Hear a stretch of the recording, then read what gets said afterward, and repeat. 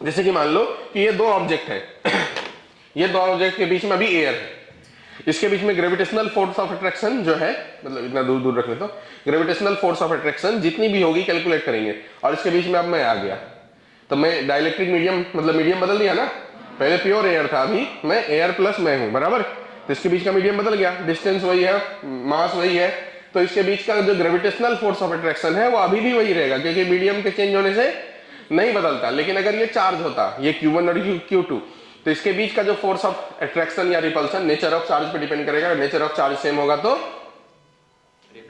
बोलो ना, nature of charge same होगा तो रिपेल करेगा, और अगर नेचर ऑफ चार्ज अपोजिट होगा तो अट्रैक्ट करेगा। तो जो magnitude of force of attraction या रिपल्सन है वो, जैसे कि अभी एयर है तो एयर में जो है अलग होगा, और मीडियम कोई दूसरा आ जाएगा तो अलग हो जाएगा। मीडियम के आने से जैसे जैसे एयर के रिस्पेक्ट में मीडियम आएगा तो फोर्स बढ़ेगा कि कम होगा? देखो एयर के रिस्पेक्ट में मतलब एप्सिलॉन आर की वैल्यू क्या हो जाएगी? 1। अब बाकी समय दूसरे मीडियम में एप्सिलॉन आर की वैल्यू 1 से बड़ी होती है, तो ये वाला टर्म बड़ा हो गया, तो ये बड़ा हो गया तो के की वैल्यू, तो फोर्स की वैल्यू क्या हो जाएगी? कम हो जाएगी। जैसे जैसे एप्सिलॉन आर की वैल्यू बढ़ेगा वैसे वैसे फोर्स की वैल्यू क्या हो जाएगी? कम हो जाएगी। इतनी बात समझ में आ गया?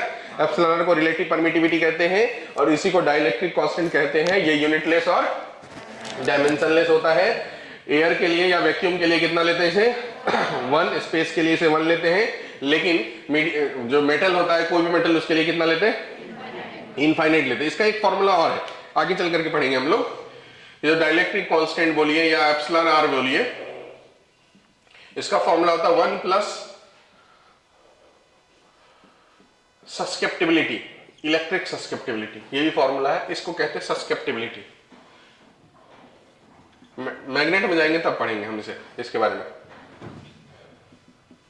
सस्केप्टिबिलिटी ये प्रॉपर्टीज ऑफ मीडियम है, ये भी यूनिटलेस और डायमेंशनलेस होगा, क्योंकि 1 प्लस 1 तो यूनिटलेस और डायमेंशनलेस क्वांटिटी है, और ये भी यूनिटलेस और डायमेंशनलेस क्वांटिटी है, तो ये तब होगा जब ये भी यूनिटलेस और डायमेंशनलेस होगा। तो सस्केप्टिबिलिटी भी, ये जो सामने ई लगा दिया, तो सस्केप्टिबिलिटी दो प्रकार के होते हैं, इलेक्ट्रिक सस्केप्टिबिलिटी और मैग्नेटिक सस्केप्टिबिलिटी। इसलिए सामने ई लगा दिया मतलब इलेक्ट्रिक सस्केप्टिबिलिटी। यही चीज जब हम मैग्नेट में जाएंगे तो मैग्नेट में भी बायोट-सावर्ट्स लॉ पढ़ेंगे, और वहां पर फोर्स का वैल्यू पढ़ते हैं, और जब फोर्स की वैल्यू पढ़ते हैं तो वहां पर ये जो है मैग्नेटिक सस्केप्टिबिलिटी का टर्म आता है, और उसे उस वाले टर्म को यहाँ परमिटिविटी कहते हैं, उसको कहते हैं परमिबिलिटी। बाद में आएगा तब हम सीखेंगे। तो अब कुल मिलाकर के इससे हमको ये समझ में आया कि अगर फॉर एयर या वैक्यूम करें, एयर और वैक्यूम करें, 2 मिनट में बाकी लोगों को इंटरव्यू देता हूं।